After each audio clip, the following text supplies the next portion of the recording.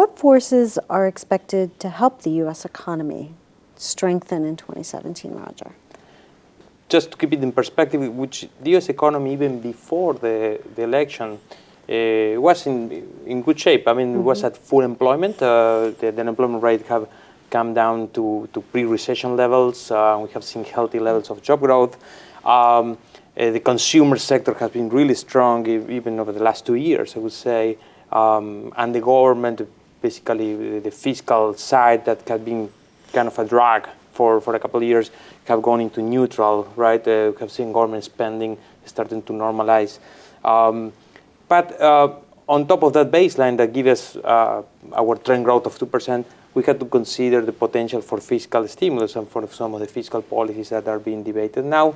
We need to know better the details, but if we were to get some tax cuts, some pro-business tax reform, regulatory reform, and even some infrastructure spending, that would at least boost the business capital spending side of the economy, which has been kind of a weak spot for the last couple of years. So that could be an upside risk factor that could get us into a 2.5% or a slightly higher growth for 2017, potentially. And since we always like to look at both sides of the equation, what could be the downside? So I think China is a big factor we're keeping an eye on. Right? Our relationship with China, our trade with China, right? Related to that, protectionist policies more generally. We've seen a move away, not only here in the U.S. but globally, a movement towards less free trade, right? And there's good reason for that, right?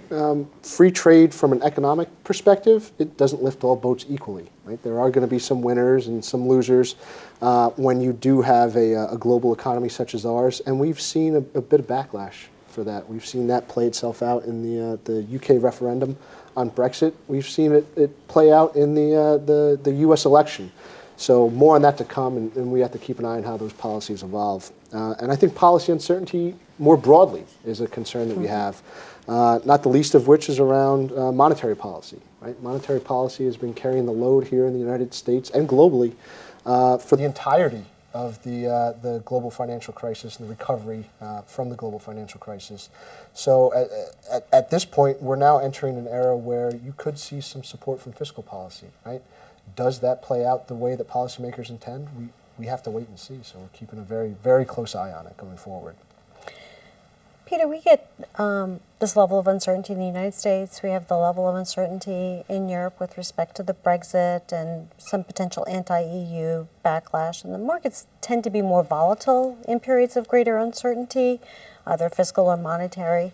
How should investors incorporate that into their thinking with respect to their portfolios, right? So we have a standard 60-40 balanced portfolio for an investor. Over the next 1 to 3 years, how should they think about potentially higher interest rates and higher equity prices? I think that's a really important question. And over the last year, we've had lots of conversations with clients who've been asking us how should we position ourselves in advance of the Brexit vote, in advance of the US election. And often and all the time we've been saying the important thing is to keep a focus on your long-term goals, not to try and do anything radical with your portfolio. And in the event, what we've actually found is that those people have been served very well by keeping that globally diversified, simple portfolio, which over the long run will serve them very well.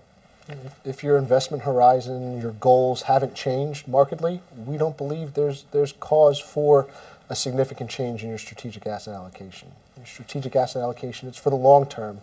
And before the Brexit vote, if you were in a 60-40 portfolio, we believe after the Brexit vote, a 60-40 portfolio will remain appropriate for you.